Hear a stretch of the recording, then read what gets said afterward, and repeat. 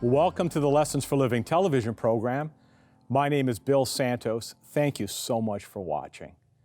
You know, in today's program, we've invited Dr. Barry Bussey to join us once again, and we're going to have a discussion around issues of the law and how they intersect with religion, the importance of the Charter, and all kinds of, I think, important issues that you and I as Canadians need to be made aware of. And I can't think of a better person to translate all of that legal terminology and into layman's terms than Dr. Bussey. So Dr. Bussey, welcome. Thank you so much. It's great to be here, Bill. Oh, it's always great to have you with us. And for the benefit of those that maybe are joining us for the very first time, why don't you give us a quick bio of who you are? And well, I've been a lawyer for, 30 some odd years now, it seems. But from Newfoundland originally. We moved back up here to Ontario in '96. Been involved with a lot of charities as in-house lawyer, in-house counsel we call it.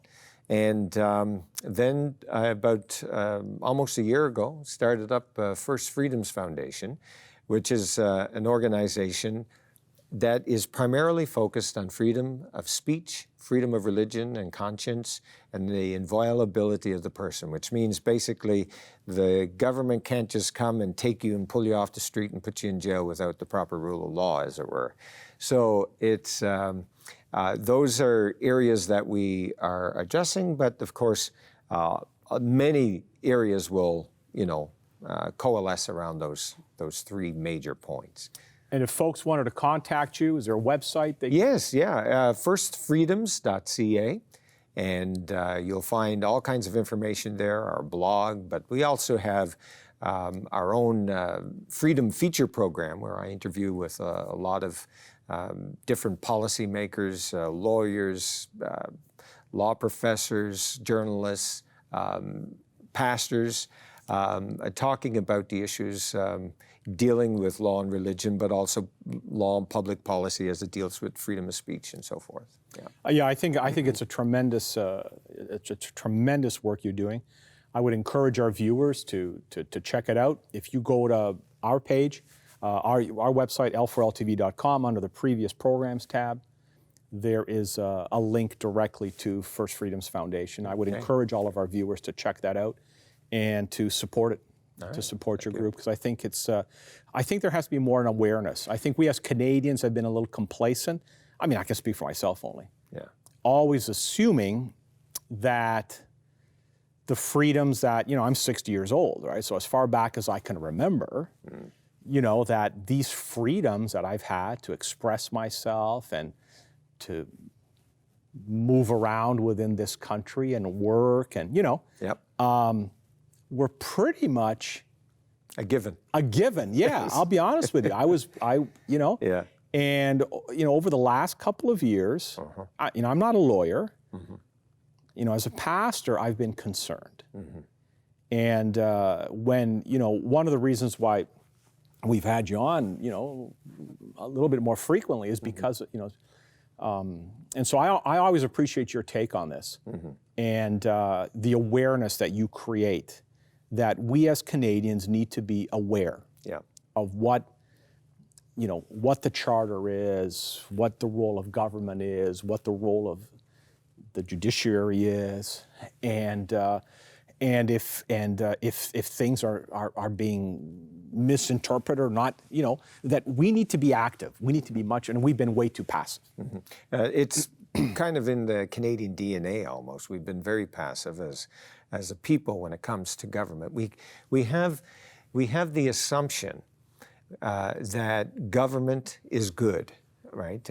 Peace, order, and good government. That's written right in our Constitution. And by and large, in many ways, government is good. Right. But we've got to recognize that our freedoms does not come from government. It's an inalienable right to us as human beings. We have freedom of speech, freedom of conscience, freedom of religion, and so forth. In other words, those first freedoms. Those first freedoms. Yeah. And on those first freedoms, the other reason why we call it First Freedoms Foundation is because those freedoms actually have made possible other freedoms. Got it. Right? You know, freedom of speech, for example, is so crucial. I mean, we may disagree on something, but as long as I will allow you to speak your mind, even though I disagree with you, it is in that interaction that we can have further discussion and being able to find out what the truth of whatever the issue is that we're discussing. True. And what's going on today, Bill, that's very disturbing, is that we've got a mindset that has come in through the academia, i.e., you know, the professors and so forth at the universities, in you know, all the law schools, in the media, in government, and all of the various civic organizations that are activists for one cause or another, but particularly with the so-called progressive ideologies. And you know, progressive sounds great, right? Yes. Because it's progress. Right. Well, in my view, it's not progress. Because what's happening is they're cutting down on free speech. And that is never progress. If we cut back on free speech, we're not going to be able to just be able to understand the world in which we live. Right. We're not going to even be able to understand who we are as human beings. Right now, the definition of a human being is up for grabs. Right. You know, we got all of this talk about, you know, interfacing with the human body, with computers, with all kinds of, you name it, right? We're in a very serious situation where we don't even know who we are as human beings. And so we need to have that debate, but what's happening is that debate is being stifled. Right. And, you know, we talk about terms, okay, progressive. Talk about another one is woke. The idea here is that you awaken to a new reality, or you know, kind of like the blinders are taken off your eyes, and now you can see what's going on. All of the oppression that goes on. And what's happening is that in many ways, victimization is being applauded in the sense that if you're a victim, you go up higher on the scale. So you get to get more government programs and all of these kinds of things. And I mean, it's a lot more complicated than that. And I'm just, you know, we don't have a whole lot of time to get into it. But the point of the matter is that we've got this progressive ideology. Now, there is a concept in politics known as the Overton window. The Overton window is kind of like that which is considered acceptable in political discussion. Okay. All right. So, in other words, if you go too far over here to the left, okay, well, no, that's unacceptable. Okay. You go too far over here, that's unacceptable. But there's this happy medium. The problem is the Overton window is shifting back and forth. Got it. So now the progressive ideology, the ideology that says, you know, that you know, gender is up for grabs, that all of the traditional ideas and views of what it means to be human as far as the, you know, the Judeo-Christian understanding, for example. All of these things are now being questioned, but questioned so that if you hold a view that's different from the progressive ideology, you're wrong. And not only are you wrong, you should not even be given an opportunity to be able to speak. And so therefore, you don't have freedom of speech. And as a result of this kind of mindset, we're seeing freedoms getting less and less. And, you know, we're absolutely naive if we think that if we lose our freedom of speech, well, you know, government is good, it's going to treat us well, and all the rest. Well, that is very naive. Right. History tells us that that's not the case. Exactly. Like, if we have to be relying upon government for our freedoms, our freedom of speech is not something that government grants us. It's something that we have as an inalienable right to us as a person. Now, our philosophical understanding of the world that really gave us the charter was a philosophy known as liberalism. Okay. And liberalism came up as a result of, okay, so if you think of back in history real quick, we've got the Reformation, right? So there's a whole big religious debate and discussion, and then we get into the struggles between government and religious communities and the fights that went on, the literal bloodshed on the fields of Europe.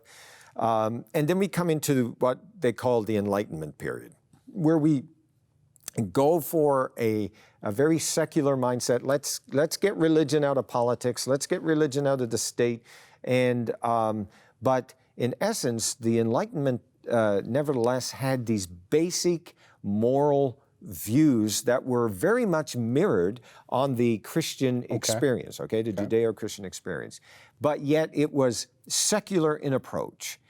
Then from there, we got into a liberal philosophical understanding. So we come into our modern age of democracy, you know, where you get increasing of the suffrage for people to vote, men, women, and individuals who are, you know, reached an age of 21, or now it's 18 and whatever. But there was this idea that you would maximize the individual freedom as much as you can. Okay. While maintaining civil peace. Right. Okay, that then is how we got our charter. So all of the values of the charter have a long history, have a long historical point of view. And so if you look at the charter, you get these kinds of statements. From the very beginning, the preamble says, whereas Canada is founded upon principles that recognize the supremacy of God and the rule of law. And, you know, there's a big debate within the legal faculties. What does supremacy of God mean? And, you know, there's all kinds of arguments that are being made on that. Some say, well, it really means that the law needs to be humble and recognize that the law in and of itself is not the end and be all. Okay. But that there is something outside. Right. Right? So then that gives us back to our thoughts with respect to natural law and, you know, the inalienable rights of individuals, that kind of thing. And inalienable rights of individuals became extremely popular after World War II because of the Holocaust and all that went on. But prior to the Charter, we had the Bill of Rights in 1960. Okay. And in 1960, listen to this. In 1960, the preamble, which is 1, 2, 3, 4 paragraphs long, but I'm going to read just a wee bit of it, Okay.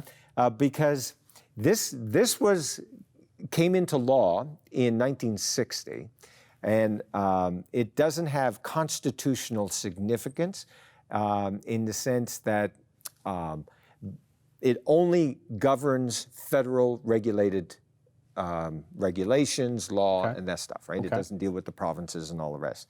But, and it was Diefenbaker's attempt to try to bring in a Bill of Rights. Okay. But it wasn't constitutionally entrenched like the Charter is. Okay.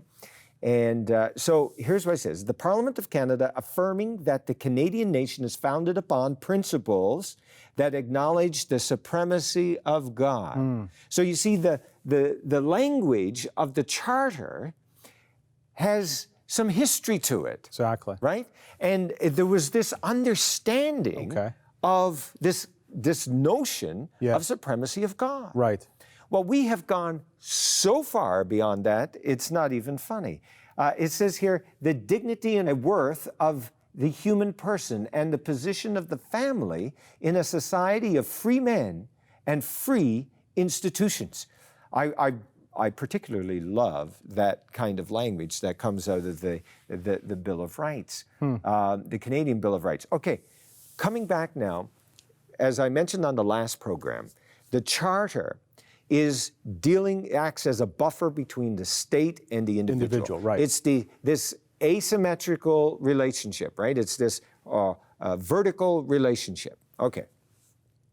Now, what's extremely important for us to understand is that in the Charter itself, it says in Section 1, it says the Canadian Charter of Rights and Freedoms guarantees the rights and freedoms set out in it, subject only to such reasonable limits prescribed by law as can be demonstrably justified in a free and democratic society. Okay. All right. So what that does is that allows the judges to determine what is the reasonable limit to the right. Okay. Because no right is absolute. I mean, if I have a right for freedom of religion, well, I don't have the right to decide that my religion says that I drive on the left-hand side of the road, right? There is a reasonable limit to my right. Okay, but the judges now get to decide that. But if we are now in a, historically, when the, 20, 30, 40 years ago, we would have decisions that would be made by courts. There was, the courts in Canada in particular were known as to be very, very careful not to stray into public policy. Okay. Okay? And so they would make a very strict interpretation of the law. Well, what's happened is since the charter has come in, the courts have been jumping right into public policy.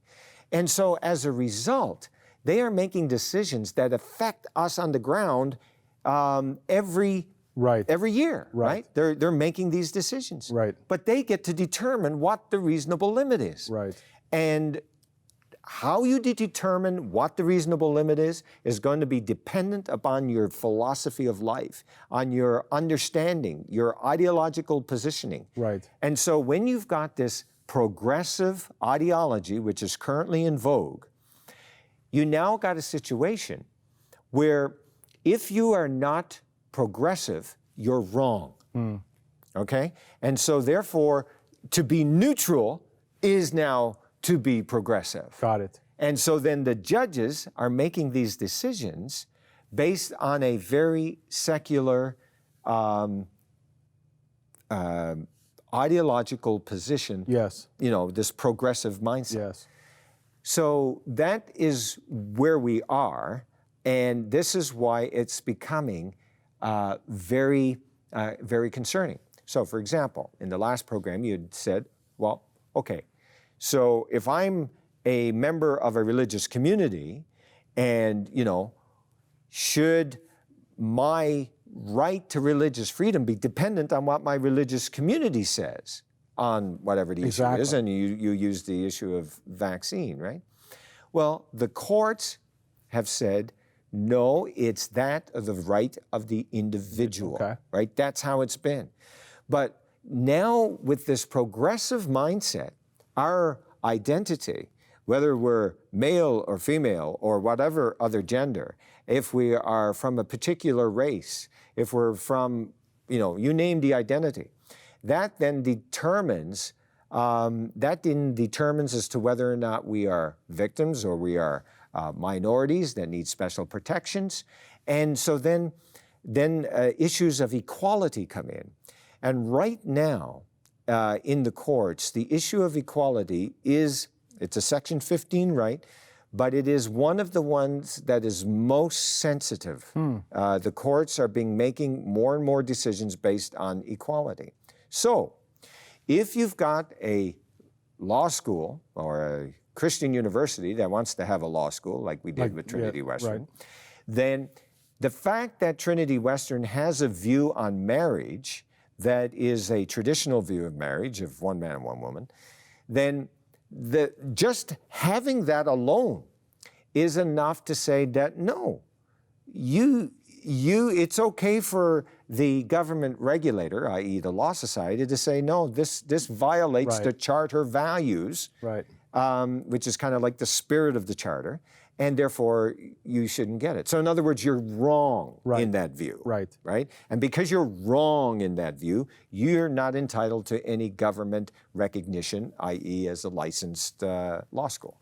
So that is where we are and why it's so difficult right now for many people as we're trying to understand. It's very difficult to understand why is it, if we have the charter, that we would have a situation where that charter right is not being being recognized. And so it becomes a huge, big, massive debate. And certainly, judges have a lot on their plate trying to figure it all out. But it's the philosophical understanding that goes behind right now that helps interpret the Charter. I can assure you that if the Charter existed 100 years ago, it would be interpreted very differently from the way it is today. Now, a lot of the progressives would say, well, yes, of course, because we've evolved. We have gone way beyond the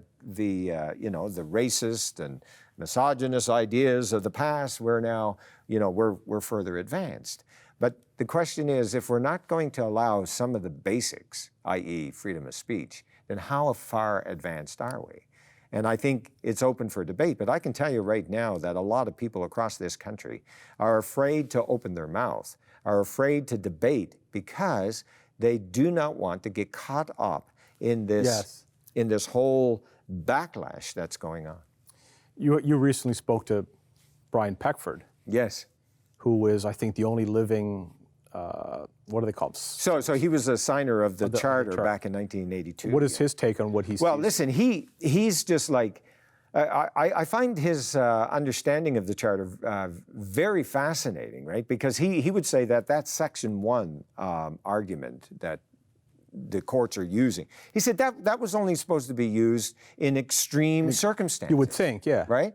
And he said it wasn't supposed to be used on every single case. Right. Which is quite phenomenal, really, to make that argument. And it's certainly not one that, as I went through law school, that we were even, like, it wasn't even in our minds. Or like the professors never ever taught that. But, he maintains that's what it was when they were discussing the Charter. But again, you see, the Charter from the very beginning now has the courts use the term living tree.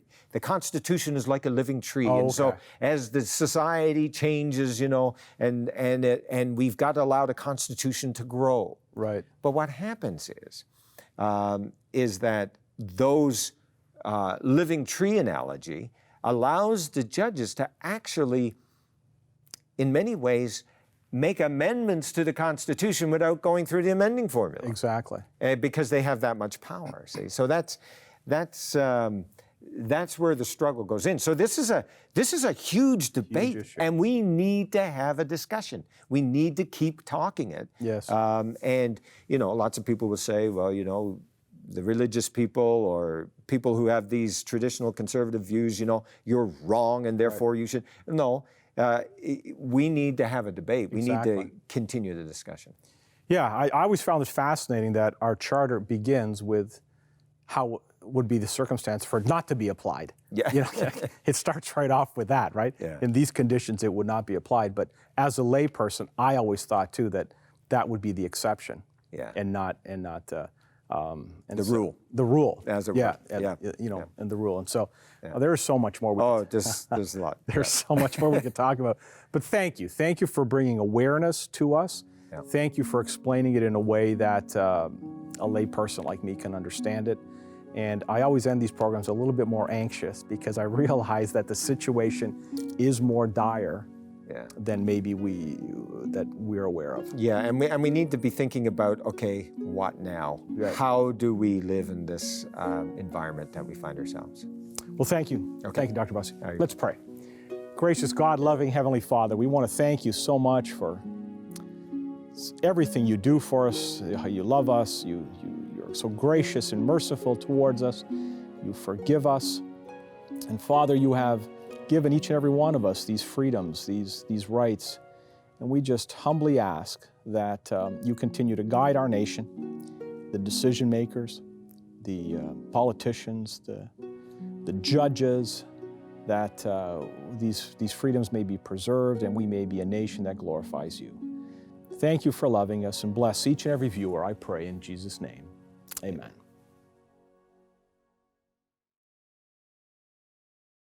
Well, we've come to the end of another Lessons for Living television program. Thank you so much for joining us. And I hope you're enjoying these programs on religious liberty and the Charter and all of these important issues that we as Canadians, I think, need to pay closer attention to. And I want to thank Dr. Bussey for joining us again and Great to be here. helping us with some clarity on those. Just remind folks again of First Freedoms Foundation and how they can get a hold of you. Yeah, so First Freedoms Foundation is www.firstfreedoms.ca. There'll be a link on our website on our previous programs page. Just go there. There's a link that'll take you straight to First Freedoms Foundation. Check that out, the interviews, the blog, make a donation to help keep these important organizations alive that keep these issues top of mind for Canadians. So important. Want to remind you of a couple of other things. Our Instagram page, and follow me on Instagram, Santos_Bill. Every morning, 6:30 a.m. Eastern Time, we put out a 1-minute devotional video. Great way to get your day started, focused on things of heaven. Check that out, Instagram, Santos_Bill. Like our Facebook page. Go to our website, lessonsforlivingtelevision.com, L4LTV.com. You can check out where we're going to be appearing live. You can even make a donation. There's a Donate Today tab, and we are a charitable organization, so any donation you make is eligible for a receipt for income tax purposes. We are all out of time. Thank you so much for watching. We hope you'll be back again next time. God bless you. We'll see you back here soon.